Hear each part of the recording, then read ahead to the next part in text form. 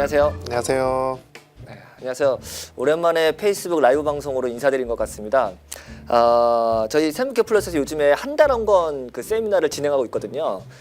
근데 그 한 달 한 권 세미나에 참석하고 싶지만 뭐 여러 가지 여건이 안 돼서 못 하시는 분들 좀 있을 것 같아서 저희가 라이브 방송으로 같이 직접 이 방송으로 튜터 선생님을 모시고 같이 세미나를 진행하면 좋겠다 싶어가지고 오늘 김수환 목사님 모셨습니다.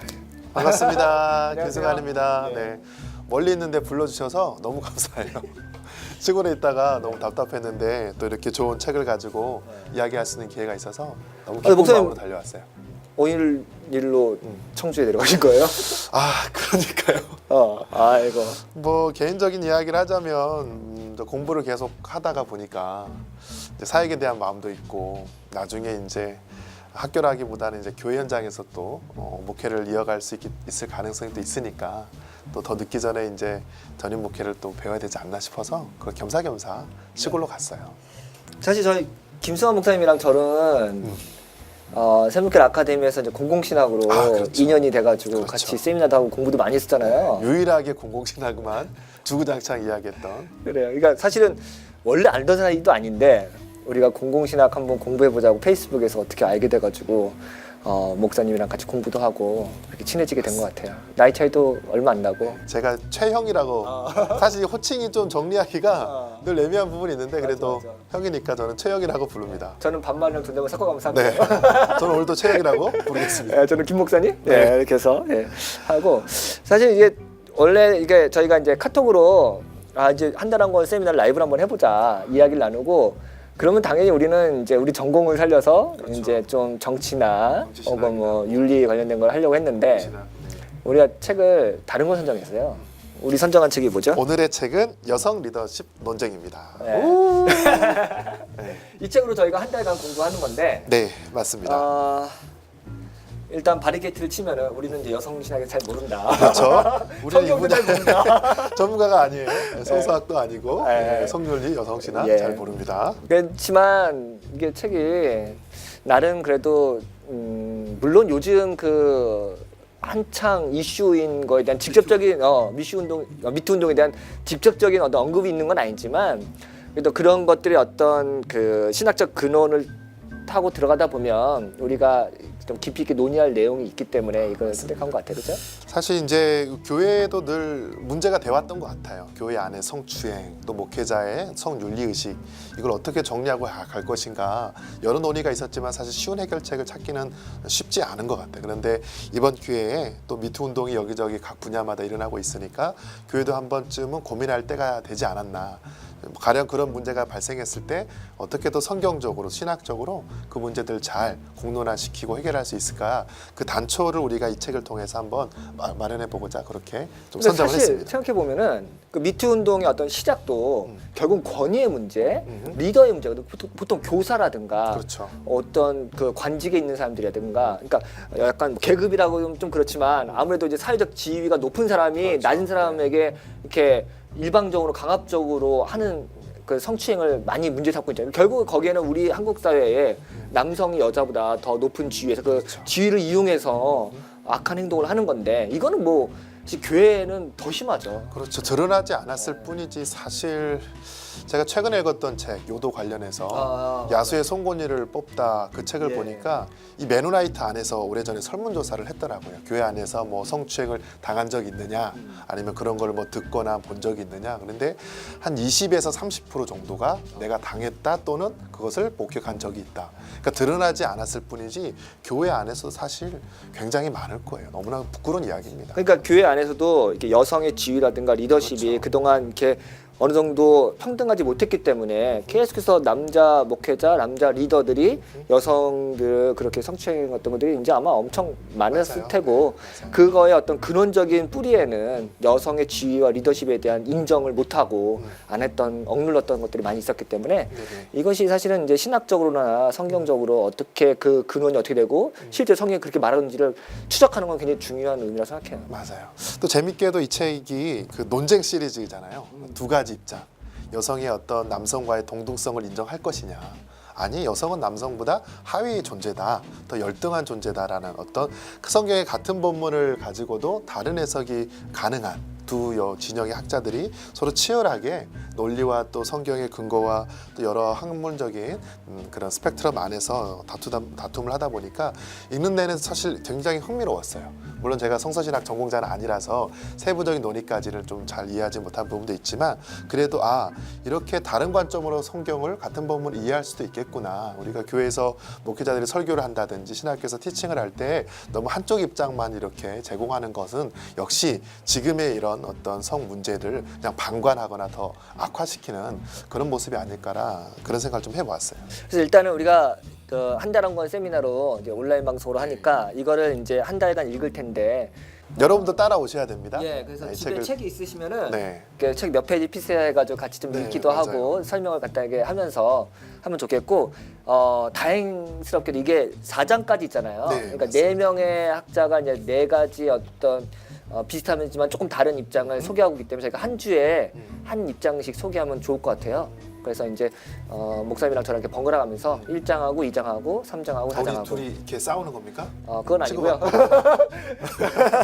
제가 2장 맡았는데 1장 옹호할 수도 있어요. 그러니까 그런 거는 이제 편하게 충실하게 여기서 나오고 있는 논점이라든가 좀 같이 토론해보거나 생각해볼 만한 주제들이 있으면 이야기 꺼내놓고 이야기하면서 하면 좋을 것 같고요.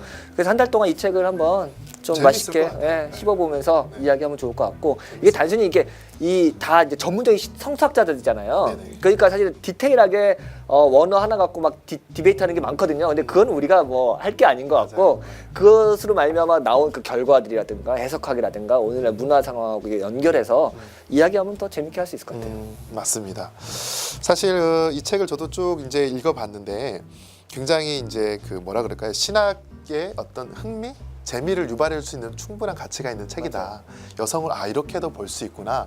남성과의 관계성을 이렇게 설정할 수도 있겠구나. 그런 거에서 굉장히 유익했던 책이고 또 저자들이 우리가 물론 국내에는 많이 소개되지 않은 부분도 있지만 이 분야에 있어서는 굉장한 분들이에요. 네, 성경 본문이라든지 여성 신학 안에서는 굉장한 분들이기 때문에 또 우리 또 국내 또 신학학의 발전에 있어서도 저는 이 시간이 큰 기여를 할 것이라고 생각을 합니다. 그 저는 좋았던 게 만약에 이 4명의 학자들이 단순히 성경 신학자로서 봐봐 성경이 이렇게 얘기하잖아 그러니까 이렇게 해야 돼 라고만 얘기했으면 설득력이 떨어졌을 것 같은데 이 사람들이 나름대로 그래도 고민을 해서 성경이 이렇게 하고 있는데 교회 역사는 이렇게 얘기하고 있고 오늘날 문화는 이런데 이걸 어떻게 연결할지를 그래도 고민을 하는 흔적이 보여요. 그건 바로 해석학을 했다는 거거든. 그러니까 단순히 그냥 무식하게 맞아요. 그냥 성경이 얘기했으니까 이렇게 따라야 돼 이렇게만 하면은 사실 이게 설득력이 떨어지잖아요. 우리 한국 교회와 한국 신학의 약점이 사실 이거거든요. 이 교회와 이 어떤 신학의 그 어떤 연결고리가 좀 많이 느슨해요. 성경의 가르침을 당연히 주장하는 게 옳은 이거지만 그것을 이해하는 과정에 있어서 여러 해석학적 논의들이라든지 다른 학문들과의 관계라든지 교회의 전통이라든지 개인의 경험이라든지 잘 얼버무리면서 그것을 교회 현장에 딱 던져내야 되는데 그냥 하나님 말씀이야 라고 선포해버리면 성도들 입장에서는 뭐 어떻게 할 수가 없잖아요.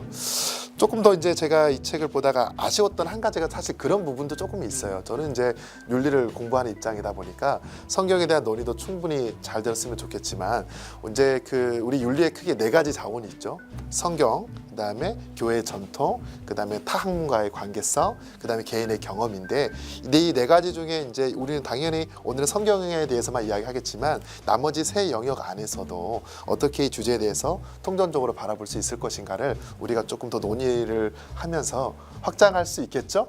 그러면 더 좋은 시간이 되지 않을까. 저 열심히 노력하겠습니다. 네. 그러면 이제 본격적으로 책에 대해서 좀 소개도 하고 오늘 목사님이 이제 1장을 맡았으니까 이제 약간 인트로식으로 책에 어떻게 구성되어 있는지 평등주의와 상부주의가 뭔지 좀 설명도 좀 하면서 시작을 해볼까요? 여러분 가지고 있는 책 6페이지 같아요. 6페이지, 7페이지를 쭉 펴보시면 이 책의 목차가 등장하는데 이제 평등주의적인 관점과 그다음에 또 반대의 상보주의적인 관점 이렇게 나옵니다. 그러니까 1장과 2장은 평등과 상보의 관점 역시 3장, 4장 역시 또 평등과 상보주의적인 관점 이렇게 두 진영으로 나뉘어져 있어요. 그렇다고 해서 뭐 같은 이야기를 하는 거냐 그건 아닌 것 같고 각자 입장에서 조금씩 차이는 있지만 대부분 이제 평등주의 입장에서는 성경의 가르침이 여성을 하위적인 존재로 보는 것이 절대로 아니다. 우리가 비록 성경이 쓰여진 당시가 가부장적인 문화이고 남성 중심의 문화이다 보니까 대다수의 진술이 남성을 더 우위에 있는 존재처럼 여겨져 왔을지 모르겠지만, 그러나 이 성경을 더 깊이 있게 들여다보면 여성도 남성과 동등한 위치에 있다. 이 평등이란 네. 말이 남자 여자 평등하다 그렇죠. 그거죠. 네, 조금 더 이제 쉽게 말하면 더 진보적인 입장이에요. 진보적인 입장으로 여성의 권위와 또 지위, 또 교회 안에서의 그들의 성직의 임명과 역할들이 남성 못지 않다. 그러니까 사실 오늘날 우리 시대에 충분히 설득 가능한 그런 논리를 가지고 그러겠네요. 있어요. 약간 좀 이제 오늘날의 문화적인 트렌드를 반영한 그렇죠. 입장이라고 할 수 있겠네요. 그럼 상보주의는 뭐예요? 그에 반대 되겠죠. 비슷한 것 같은데, 이 조금 말로는? 이제 상보주의라고 표현돼서 우리가 어감에 조금 익숙치 않지만, 그러니까 전통주의적인 견해를 따르고 있다. 교전의 해석처럼 남성의 또 우위성, 여성은 조금 더 하위와 종속적인 역할, 뒤에서 서포트하거나 보이지 않는 곳에서 섬기는 그런 역할로 교회 사역이 제한되어 있다. 그러면서 여성을 조금 이렇게 차등을 두는, 종속적인 관계에서 차등을 두는 그런 논의를 지지하는 입장이라고 보는 게 맞을 것 같아요. 좀 더 보수적인 논의라고 상보주의는 그러니까 서로 보완해 준다. 할까요? 그렇죠. 서로 보완해 준다. 그러니까 그 아까 말씀하신 것처럼 서로 역할과 지위는 다르다. 그지만 서로의 역할을 보완해 주는 것을 필요로 하는 존재다. 이렇게 얘기하겠죠. 네네네. 그러니까 뭐 그러니까 지위나 역할은 분명히 다르다. 그러니까 똑같은 게 아니다. 그러겠죠. 똑같다고 하는 건 평등주의고. 네, 질적인 차이, 존재의 차이라기보단 기능적인 차이라고 보는 게 좀 더 맞을지 않나? 제 개인적인 상보주의자가. 상보주의자가. 그렇죠. 맞아요. 네. 기능이 다르다. 기능의 차이. 좀 다르다 역할이. 맞습니다. 그쵸? 서로 보완해 주는 거다 이렇게 하는 거겠죠.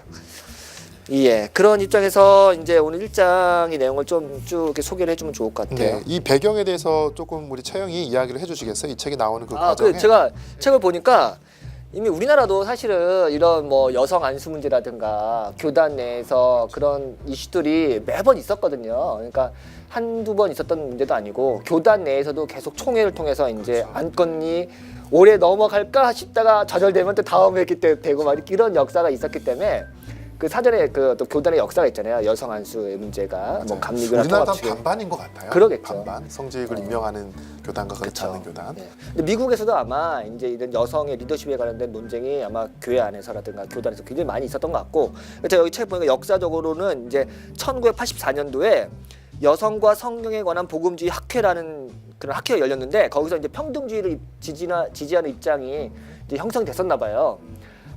그런데 이거에 또 이제 대응하는 걸로 1987년도에 성경적 남성성과 여성성에 관한 협의회가 만들어졌어. 그 모든 진영 싸움이네요, 진짜. 맞아요. 근데 거기서는 이제 성경적인 남성성이라고 하는 말이 또 네. 약간 그 성경적인 포인트가 남성성. 있죠. 성경은 바로 그래도 남자의 어떤 권위를 인정하고 있어. 약간 그런 뉘앙스죠. 네. 그래가지고 또 이게 이제 형성이 되면서 거기서 막 관련된 책도 나오고 뭐 문건도 나오고 학자들이 지지하는 거. 그래서 아마 진영이 좀 이렇게 갈려져 있는 것 같아요. 그래서 이 책에 보니까 그 두 학회에서 나왔던 문건들이라든가 거기 지지했던 학자들의 인용이 많이 나와요. 그러니까 이제 이런 그 협회가 만들어지고 학회가 만들어지고 책이 막 출간되니까 아마 전문적인 성사학자들이 이 문제에 대해서 한번 고민해보자. 깊이 있게 토론해보자라고 해서 아마 이 책이 기획된 것 같고, 이 책이 이제 두 번의 이제 개정 작업을 통해서 좀 더 업데이트도 되고 더 충분히 논의가 학문적으로 나온 것 같아요. 그래서 이게 전문 신약 학자들이 성경 본문 주석하면서 서로 상대방에 있는 진영에 있는 것도 좀 존중해주고, 그러면서 그럼에도 불구하고 이게 자기의 주장을 개진하고 이런 것들이 사실 그런 부분이 좀 부러워요. 그쵸. 국내 신학의 풍토를 잘 아시겠지만 사실 다른 진영과 같이 만나서 신학적인 학문적인 토론을 한다? 거의 싸움이죠. 사실은 이 스펙트럼 논쟁이 미국이니까 가능하다는 얘기도 많이 나와. 맞아요. 그래서 이게 참 우리가 좀 배우고 싶은 그런 모델이에요. 정말 신학자들이 자기의 어떤 논지를 가지고 정말 오픈된 공간 안에서 같이 존중하되 서로 차이를 인정하되 논의할 수 있다면 이게 한국 신학의 발전 또 교회 발전에 얼마나 큰 기여를 하겠어요. 사실 그러니까 장신대와의 총신대와의 네. 거리도 멀지만 그렇죠. 장신대와 감신대의 거리는 얼마나 멀겠어. 그렇죠. 그러니까 같은 장로교안에도 거리가 멀지만 교단이 다른 다를 경우. 뭐 침례교나 감리교 또 뭐 엄청 먼 거거든. 근데 그런 학자들과 서로 예의를 갖춰가면서 토론할 수 있다는 것 자체가 사실 부러운 부분이고, 이런 걸 더 좀 그런 태도도 배우는 것 같아요. 배우고 싶어요, 정말로.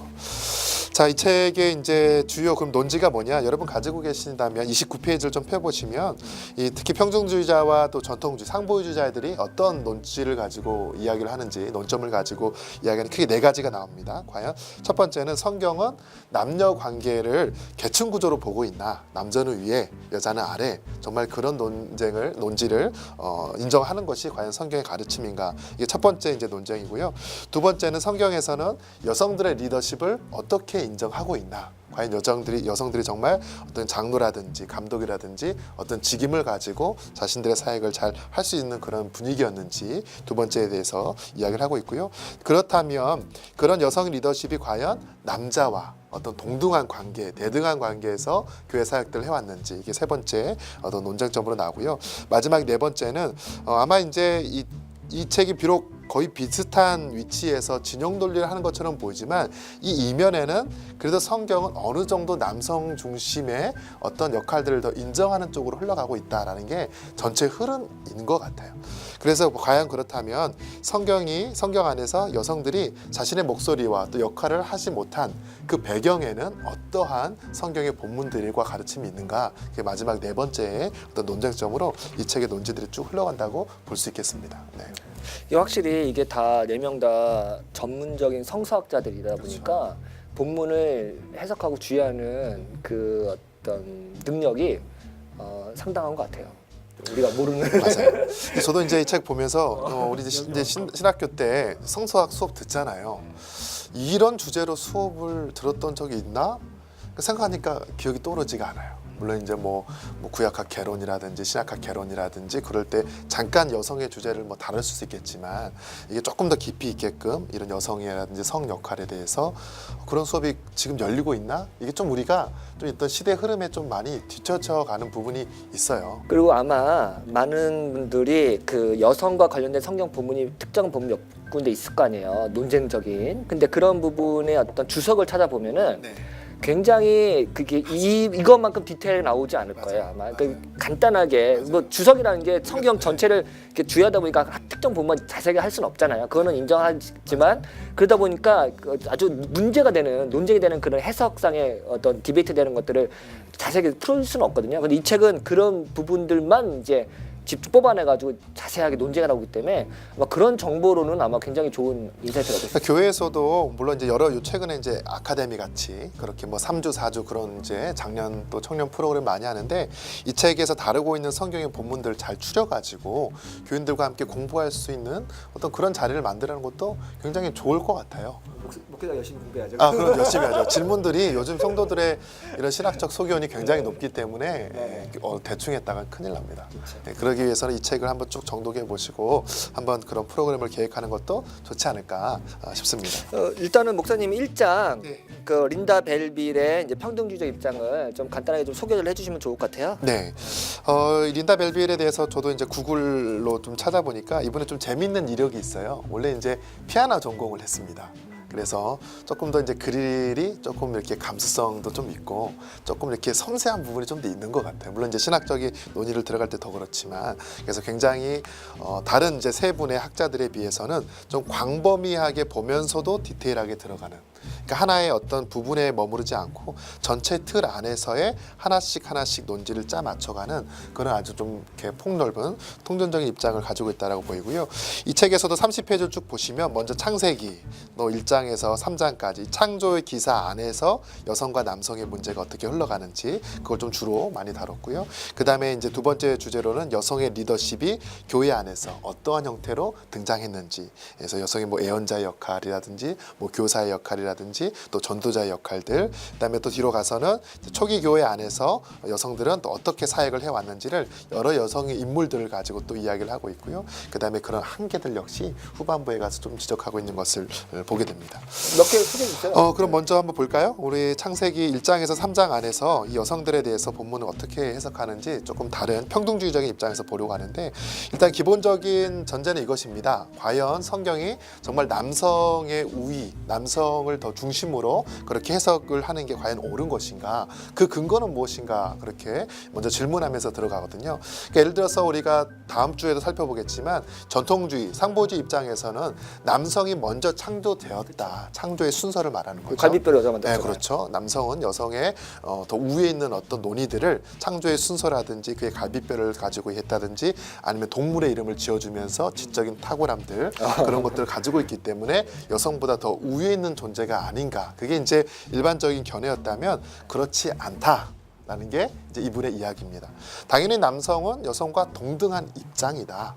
하위 존재가 아니라 동등한 관계가 바로 창조의 섭리이고 하나님의 계획 가운데 이루어진 일이다라고 이야기하는데 이제 어떤 걸 가지고 그런 이야기를 하느냐면 먼저 그 창조의 순서에 대한 이야기를 해요. 만약에 남성이 여성보다 먼저 이렇게 지음 받았기 때문에 우위에 있는 존재라고 이야기를 한다면 그렇다면 여섯째 날에 창조된 인간보다 다섯째 날 만들어진 동물 또 그 앞서 만들어진 식물들 그런 것들이 그러면 인간들보다 더 우위에 있는 존재냐? 그러니까 창조의 순서를 가지고 어떤 우열 관계를 논의한다는 것은 우습다라는 거죠. 우습다라고 이야기를 하는 것이고요.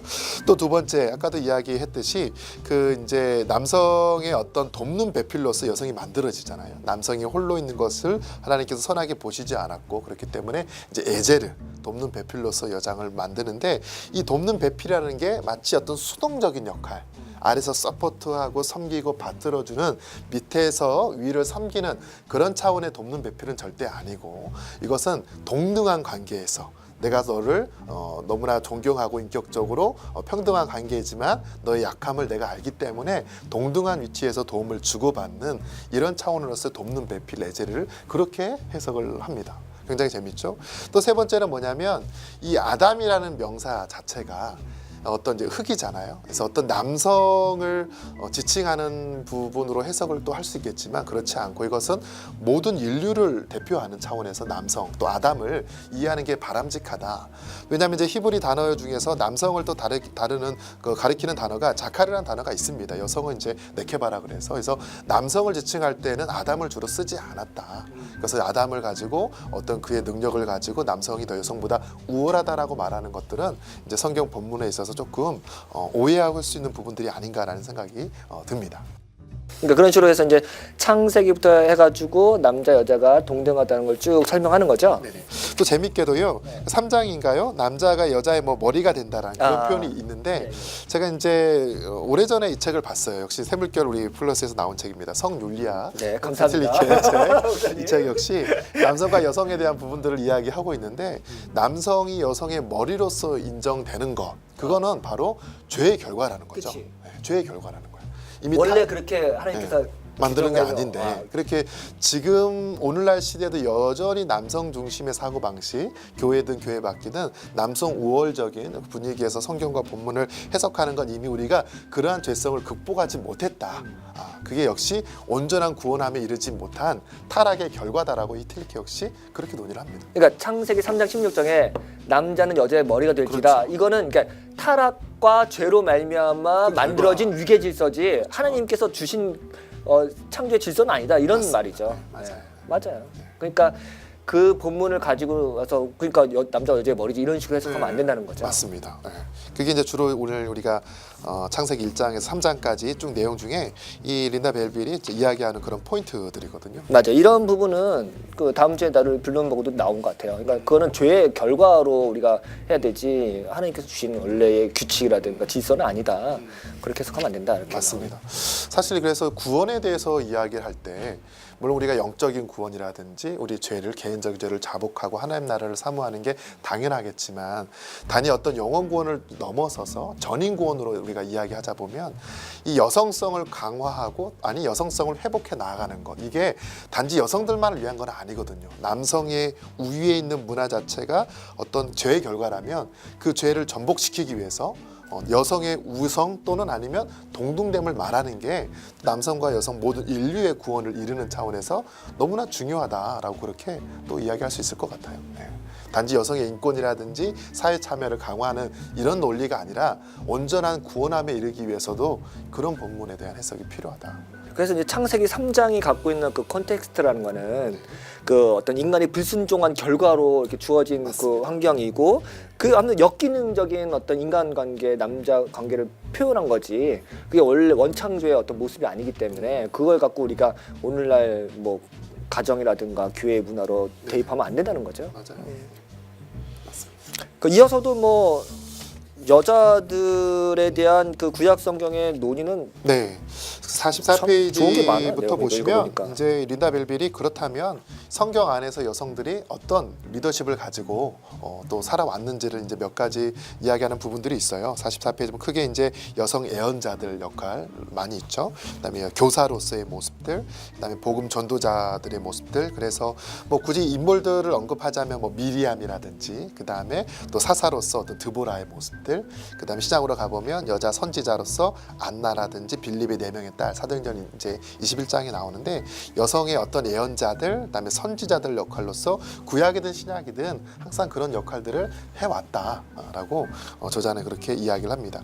그리고 이제 초대교회 당시에서도 여성들의 역할이 정말 지대했잖아요. 물론 12 제자 그룹에는 들어가지 못한다 할지라도 70인의 제자라든지 다른 사도들의 호칭 안에 여성들이 들어와 있던 흔적들이 있거든요. 물론 이제 그게 이제 과연 특히 이제 유니아에 대한 어떤 그런 그 명칭에 대한 해석을 가지고 이게 자세히 여성이다, 나오더라고요. 여성이다, 남성이다. 그 당시 고대 문헌 안에서 그 유니아라는 이름이 어떻게 이제 쓰여졌는지 쭉 이렇게 너무 디테일하게 이야기를 하더라고요. 그래서 뭐 문서 하나 하나 가지고 해석하고 막.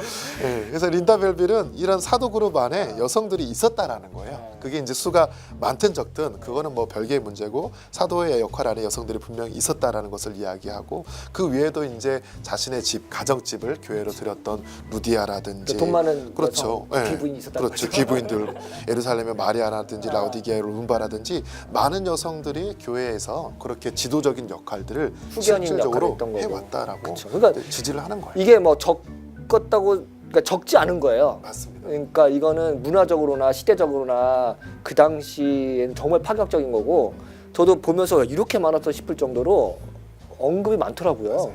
그러니까 이거는 상당히 지금의 시각으로 봐도 그렇고 그 당시엔 더 충격적인 거고 여성의 언급이라든가 여성이 지도자적인 역할을 했던 그 사례들은 이 뭐 물론 그것만 찾아서 막 이렇게 막 속에서 그렇게 느껴질지도 모르지만 봐도 저는 굉장히 맞아요. 놀랐어요.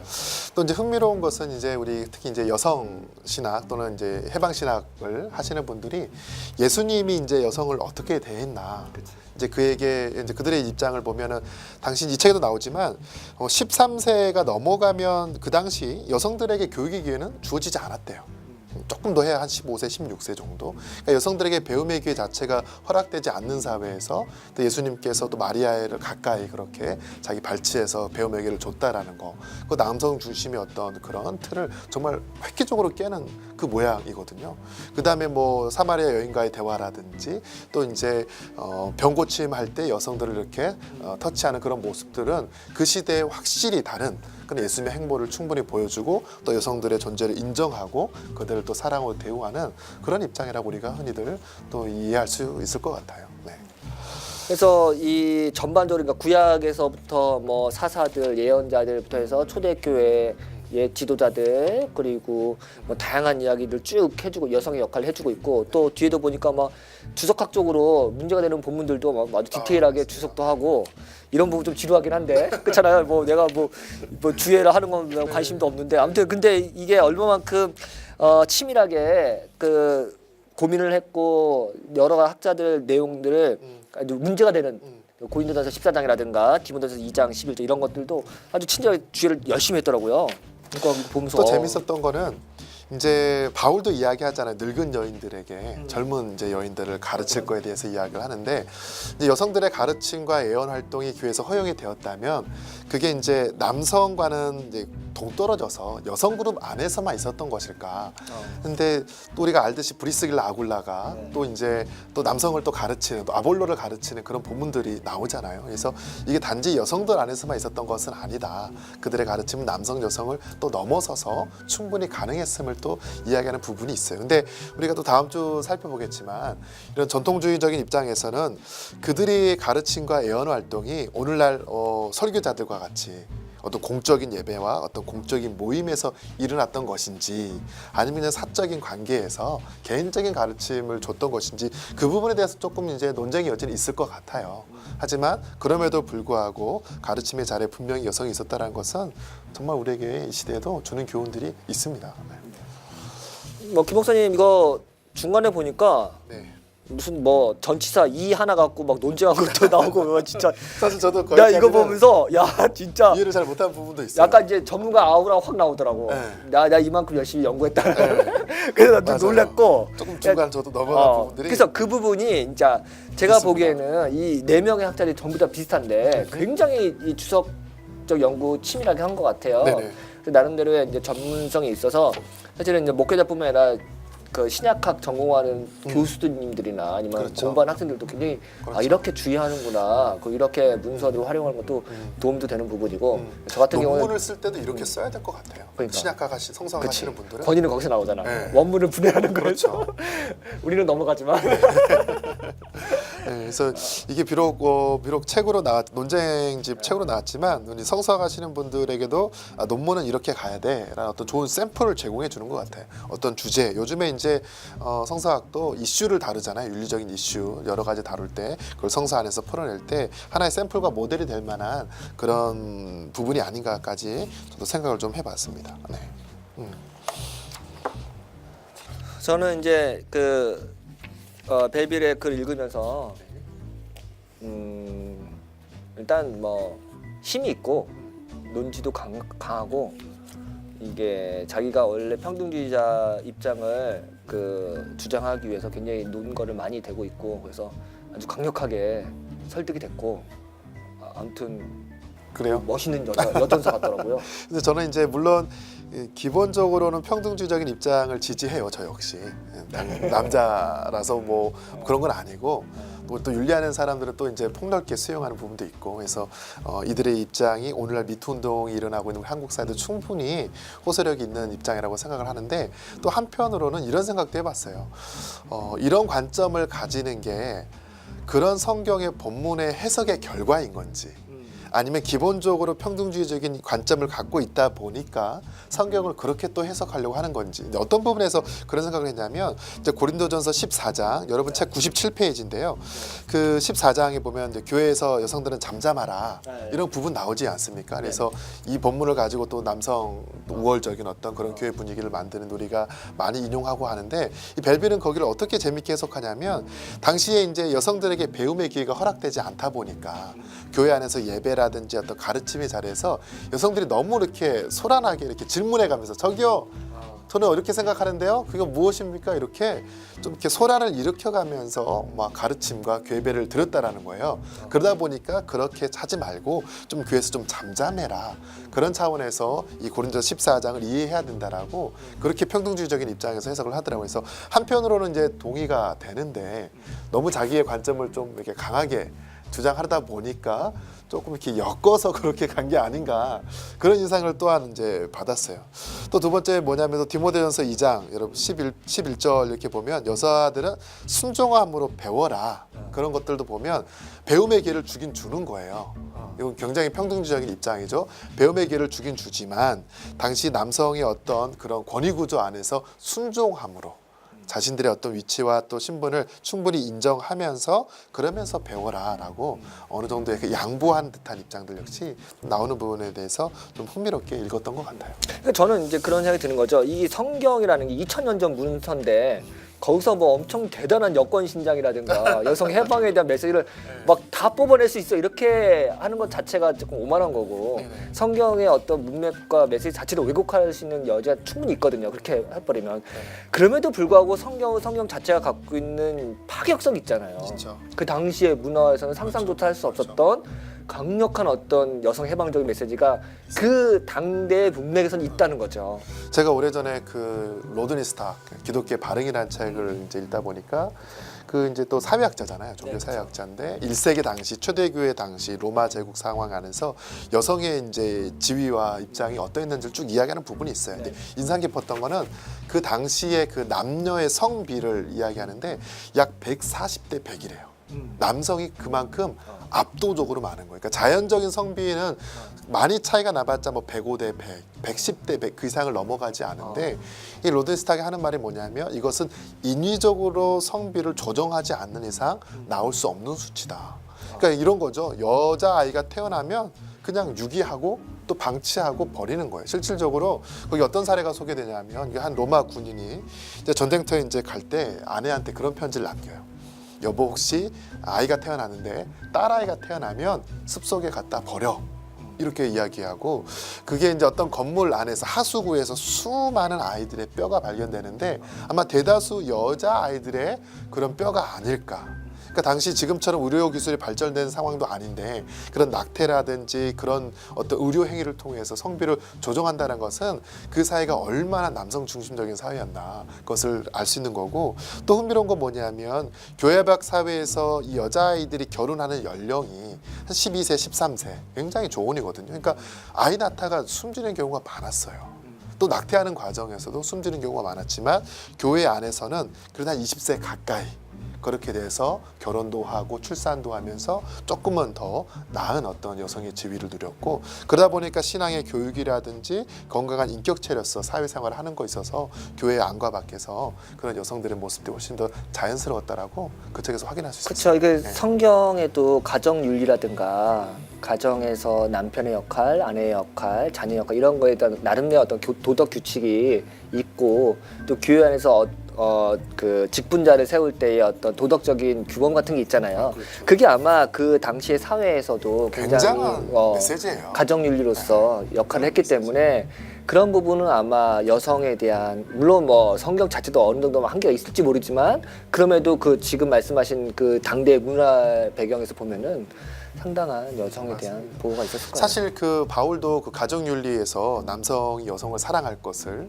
예수님의 교회를 사랑하는 것처럼 하라고 이야기하는데 그 로마 제국 당시의 사랑, 특히 성관계는요 남성과 여성의 성관계는 그렇게 고귀한 성관계 아니에요. 미셸 푸코의 이제 성의 역사 1, 2, 3권 쭉 이렇게 읽어보면 최고의 사랑은 남성과 남성의 사랑이잖아요. 그러니까 돈이 있고 힘 있는 로마의 어떤 시민권자들이 자기의 어떤 후견자 격으로 미소년들을 하나씩 두거든요. 그러면서 그렇게 성관계를 하는 것을 최고의 사랑으로 봤고 근데 재밌는 거는 그런 성관계가 언제 끝나냐 그런 아이들이 수염이 자랐을 때 그 미소년으로서의 그런 모습을 상실했을 때는 그런 후견이 관계가 이제 끝난다라고 이야기를 했고 그 다음에는 이제 주인과 종의 성관계 그 다음에 비로소 세 번째가 남자와 여자 그러니까 부부간의 성관계가 그만큼 이상적인 성으로 비춰지지 않았다는 거예요. 그런 사회에서 여성을 사랑하라, 아내를 사랑하라는 메시지가 정말 지금이야 당연한 것처럼 들리겠지만 그 시대는 굉장한 윤리적인 메시지였다. 그렇게 볼 수 있을 것 같아요. 네. 목사님은 이 린다 벨빌의 그 결론과 이야기들 읽으면서 뭐 최종적으로 어떤 사실 이제 물론 논의 안에서는 여성들이 성경의 구약이든 신약이든 나름의 어떤 성직이라든지 그런 리더십을 가지고 충분히 역할을 해왔고 또 할 수 있다는 것을 지지하지만 기독교의 어떤 전통과 또 우리 한국 교회를 봤을 때 지금 우리는 그 모습에 얼마만큼 가까이 다가가고 있나. 사실 저희 교단 같은 경우만 해도 여성 목회자가 담임 목회를 하는 케이스가 그렇게 많지가 않거든요. 또 사실 담임 목회를 한다 그래도 성도들이 그 교회를 또 이렇게 성실하게 출석한다든지 그런 경우도 사실 많지가 않아요. 그러니까 신학교에도 지금 보면 한 30% 40% 여성 우리 또 여성 신학생들이 많이 늘어나고 있지만 정말 이렇게 임지를 구할 때는 여러 가지 제약들이 있어요. 그래서 일부러 안수를 포기하는 경우도 제 동기들 경우도 굉장히 많아요. 그래서 여전히 우리는 여성의 사역자라든지 그들의 어떤 성직 임명에 있어서 소극적인 것이 아닌가. 이번에 미투 운동을 통해서 좀 전반적인 그런 의식에 좀 변화가 일어나면 좋을 것 같아요. 이게 아까도 우리가 죄의 구조로서 죄의 결과로서 남성 중심의 문화가 만들어졌다라고 이야기했는데 이걸 좀 자각하면서 여성의 사역이라든지 여성의 인권의 신장이라든지 그런 부분에서도 충분히 근거를 줄 수 있는 이 린다 벨빌과 평등주의적인 논의가 아닐까 그런 생각을 해봤습니다. 보통 교회에서도 아무래도 남자 목사가 더 설교도 잘하고 목회 리더십도 있고. 아, 그런가요? 그래서 그렇게 보통 얘기를 많이 하고 그 성도들도 그렇게 인식하고 역시 남자 목사님이 설교를 더 잘하지. 목회 또 남자가 하시는 게 역할이 있지. 그렇게 이제 인식도 돼 있고 우리도 은연중에 그렇게 막 생각하고 있을지 모르겠어요. 근데 사실은 이것도 여성이 충분히 이제 예를 들어 통합교단 같은 거나 다른 감신 같은 경우도 감리 같은 경우도 여성이 이제 목사가 될 수도 있고 담임 목사가 될 수 있음에도 불구하고 굉장히 소수고 사실은 그런 기회가 더 많이 주어져야 그러니까 저는 그렇게 생각합니다. 실제로도 만약에 남자가 더 설교도 잘하고 목회 리더십이 있다고 합시다.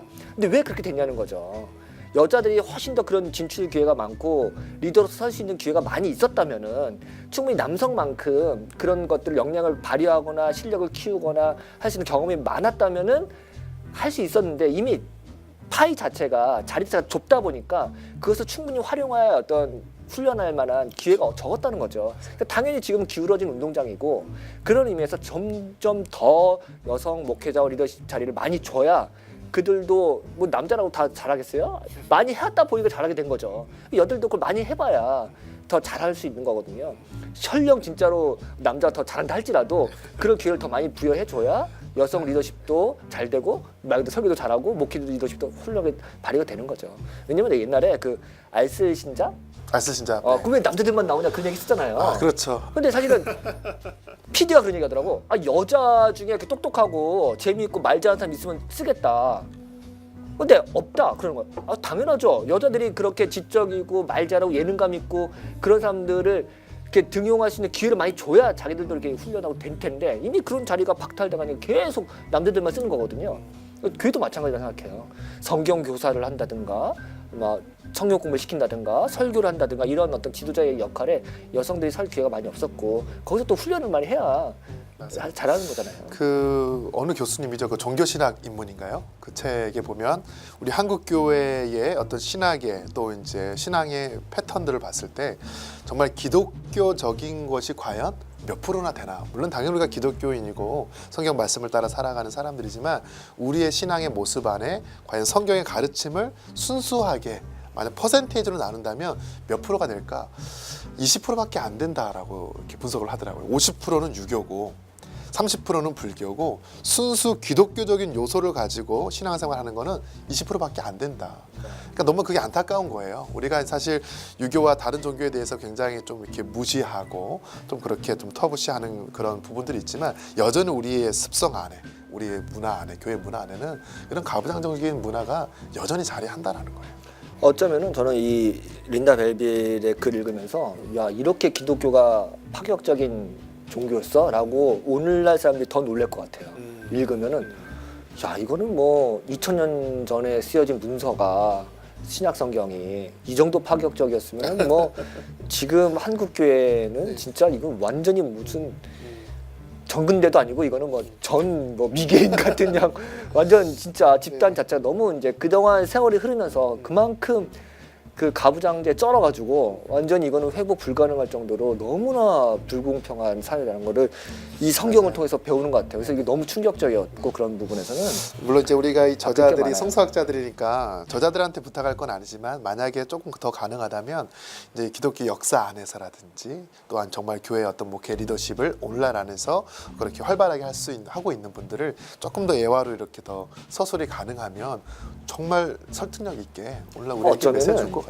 초기 교회 공동체가 굉장히 운동성이 강한 예수 정신이 강한 정말 어쩜 혁명 공동체였는데 이게 점점 더 제도화되고 구조화되고 인스티튜션으로 바뀌면서 거기에는 이제 지도자가 생기고 또 그러면서 위계 질서가 생기고 그러면서 국교회가 되고 하는 과정에서 이게 완전 화석화돼가지고 이제 점점 더 남성 중심으로 이제 아마 역사가 흘러갔을 것 같아요. 그렇다면은 이제 우리 한국 교회는 다시 예수 정신으로 돌아가고 예수님께서 만들었던 초기 공동체 이것도 뭐 환타지일 수 있지만 그럼에도 불구하고 말씀으로 다시 돌아가면은 이 초기 교회가 얼마만큼 남녀 평등에 대한 어떤 이상을 그래도 갖고 있었는지를 돌아가는 맞아요. 그 출발점이 이런 성서 해석 같아요. 그래서 목회자들이 이런 책을 또 읽고 설교 자리에서도 이런 본문을 가지고 또 접근을 해주면 이렇게도 볼 수 있겠구나. 성도들이 인식할 때 성경만큼만 해라. 그렇죠. 네, 조금씩의 변화가 가능하지 않을까. 우리가 또 다다음 주에 또 다시 이제 평등주의 입장을 더 볼 텐데 우리가 이런 논의가 이제 출발점이니까 또 한번 계속해서 살펴보면 좋겠고요. 그다음에 아마 다음 주는 이제 여기와 반대되는 입장에서 우리가 책을 볼 거죠. 네, 그래서 아니다. 성경은 이제 그런 여성의 동등됨을 이야기하는 책이 아니고 오히려 반대로 남성의 우위성을 더 인정해주는 책이다라는 어떤 그런 입장들을 또 대비적으로 살펴본다면 충분히 재미있게 계속 이 책을 읽어낼 수 있지 않을까 그런 생각이 더 듭니다. 마지막으로 아까 잠깐 언급해 주셨는데 그 야수의 송곳니를 뽑다. 네. 그거 좀만 얘기해 주세요. 이게 사실은 이게 굉장히 지금 한국 사회에 지금 미투 운동이 종교계로 지금 와야 되는지 간당간당하잖아요. 그렇죠. 얼마나 지금 숨죽이고 좀 몸살이 군 사람이 얼마나 많겠어. 혹은 또 좀 긴장하시는 분들. 진짜 긴장되지. 이거는 엄청난 사건인데. 근데 이제 미국에서 이미 지금 제가 그 책을 이제 보게 된 이유는 저는 석사 논문을 존 하워드 요더를 가지고 썼잖아요. 그래서 석사 논문을 거의 마무리하는 시점에 국내에 요더의 그 성추행 딱 기사가 떴어요. 그리고 논문을 손을 놨어요. 한 2주를 못 쓰겠더라고요. 내가 이 사람의 논문을 과연 쓰고 또 아이들과 또 성도들에게 가르칠 수 있을까. 한 2주 동안 정말 멘붕이 왔어요. 그래서 이제 그의 신학에 한계가 있구나를 다시 보고 이제 결론 부분에서 인간론이라든지 죄론 부분에 대해서 보완점이 필요하다 그렇게. 그러니까 그때까지만 해도 이야기했는데 이렇게 심각한지 몰랐어. 나도. 몰랐어요. 그냥 네. 단순하게 성추문 하나 했구나 네. 이렇게 알았거든. 네, 몰랐어요. 그게 아니었나 보죠. 근데 2015년도에 이제 야수의 송곳니를 뽑다 그 책이 이제 원서가 나왔고 지금 3년 만에 2월달 지난달에 이제 이 책이 번역돼서 나왔어요. 김복희 대표가 번역을 했는데 사실 충격이에요. 저도 그 책을 읽으면서 굉장히 충격입니다. 그 책도 이제 전반부 후반부가 나뉘어서 전반부는 요도의 성추행 과정에서 어떤 일이 있었는지 또 피해자들이 그 문제를 해결하기 위해서 그 학교 단계 뭐 총장이라든지 그 교회 어떤 리더들에게 편지를 막 주고받으면서 내가 이런 일을 당했어요, 이런 일이 있었어요, 막 그런 자료들을 서로 쭉 수집하는 과정, 피해 여성들이. 그래서 그걸 가지고 학교와 또 교회가 어떻게 논의했는지 과정, 요도는 어떻게 자신을 변호하면서 방어했는지 그런 과정들이 전반부에 쭉 나와요. 그리고 후반부에는 이런 문제가 발생했을 때 우리가 이제 교회 안에서 이런 걸 어떻게 해결해야 될까, 피해자의 목소리, 또 관계자의 목소리, 또 신학자의 목소리를 좀 이야기하면서 단지 그냥 피해를 밝히고 들추어내는 것을 끝나는 것이 아니라 이런 문제가 충분히 있을 수 있으니까 교회는 이런 프로세스를 가지고 접근을 하면서 풀어가야 됩니다라고 쭉 이야기하는 부분이 굉장히 인사이트가 있었어요. 근데 너무 아쉽게 이제 요도의 성추행은 그냥 우발적인 게 아닌 것 같아요. 물론 그의 논리에 따르면 뭐 독신자라든지 또 이제 돌아온 싱글들 그들의 어떤 성의 어떤 욕구도 해결이 돼야 되잖아요. 그래서 그가 이야기한 거는 새로운 성 윤리의 패러다임을 제시하겠다. 그런 논리를 가지고 자기의 어떤 그런 여성의 추행과 행위들을 프로젝트성으로 이야기하면서 변호를 해요. 끝까지 그 변호를 놓지 않아요. 물론 이제 제3자라 볼 때는 정말 다른 평가들 이건 미친 짓이다. 대놓고 말을 하거든요. 넌 미쳤다. 이건 미친 짓이다. 그래도 끝까지 이제 자기 입장을 변호했고, 아쉬운 것은 우리가 잘 아는 사람들 중에 요도의 영향을 많이 받았던 신학자들조차도 그런 요도의 추행을 익히 알고 있으면서도 그의 어떤 신학의 탁월함이라든지 목회 역량이라든지 이걸 가지고 그를 끝까지 변호를 해요. 이게 그래서 그런 게 너무나 안타까웠어요. 너무 나라가 얘기가 아닌 아니에요. 거죠. 네. 우리나라 우리도 마찬가지잖아요. 그래서 이제 그런 문제가 발생했을 때 이제 여러 이제 사람들이 대안책을 이야기하는데 정신과 닥터였던 것 같아요. 그 사람이 이걸 공론화시킬 필요가 있다. 그리고 필요하다면 관계 당국끼리 이야기를 해서 사법 절차를 밟도록 해야 되고, 이 피해자들을 위한 예배가 필요하고 예배의 설교 메시지와 기도에서 그 가해자들의 죄성을 고발하고 피해자들의 아픔을 품어줄 수 있는 그런 메시지와 기도가 필요하다. 그리고 시편의 말씀들도 함께 묵상하는 것 역시 중요하고, 교회가 치유의 공동체로서 이게 이 회복이 1-2년 만에 일어나지 않아요. 최소 3년, 길게는 특히 10년. 더 공동체성을 강조하는 메론라이트인데 맞아요. 최소한 10년 정도 끝까지 이렇게 품고 갈 수 있는 그런 프로세스를 단계적으로 밟아갈 때야만 이제 이게 가능하지 않을까. 그 책에서 그런 이야기를 하더라고요. 맞아요. 이게 그래서 진짜 우리의 가까운 교회 얘기고 우리의 얘기일 수도 있고, 지금 아마 교회는 시한폭탄을 안고 있는 걸 수도 있어요. 그래서 정말 철저하게 회개해야 될 때가 있고 자신을 돌아봐야 할 때 시기가 온 것 같고, 한국 교회의 비판의 목소리와 자성의 목소리도 굉장히 많은데 이 부분 역시 너무 민감하고 예민하고 수치스러운 부분이라서 쉽게 드러내지도 못할 테고 특히 더 교회 안에 여성 자매들은 더 그렇겠죠. 일반 사회에 뭐 용기 있는 여성들이 잘 미투 운동에 참여했지만 교회 안에서 여성들은 더 수동적이잖아요. 더 수치스러워서 못할 텐데 이런 부분이 정말 어떻게 진행될지 지켜봐야 될 것 같고 저희도 어떤 방식으로 준비를 해야 될 시기라고 생각을 해요. 아무튼 오늘 네. 첫 시간인데 또 우리 린다 벨빌의 입장을 가지고 또 평등주의에 대한 이야기 쭉 해봤고요. 여러분 계속 다음 주도 기대해 주세요. 다음 주도 네. 채영이 네. 또 준비를 해주실 겁니다. 네. 상보주의 입장. 뭐 간단하게 뭐 예고라도 뭐. 예, 뭐 재밌어요. 블룸버그는 그 제가 소개를 하겠지만 그 상보주의적 입장이라고 하지만 막 철저하게 전통적 입장은 아니고 굉장히 융통성이 있고 굉장히 유연하더라고요. 그래서 훨씬 더 여러분들이 상보주의적 입장, 전통적인 입장이지만 충분히 공감 가능한 그 서술을 했기 때문에 뭐 이렇게 여러분들이 생각하기에 뭐 강력하거나 센 그런 건 아니에요. 그렇기 때문에 오히려 더 우리가 충분히 귀 기울일 만한 논의가 있다고 생각합니다. 그래요. 우리 그러면 다음 주 수요일 날? 네, 오늘 감사합니다. 네, 첫 시간이라 좀 많이 네. 긴장했는데 너무 잘하셨어요. 또 잘 또 이끌어 주셔가지고 오늘 뭐 저희 책도 소개해 주시고 저 세무결 직원 아닙니다. 대장간 책도 소개해 주시고 뭐 골고루 잘하셨어요. 네. 감사합니다. 그러면 감사합니다. 또 댓글로 같이 이야기도 나누고 또 다음 주 기대하도록 하겠습니다. 감사합니다. 안녕히 계세요. 감사합니다.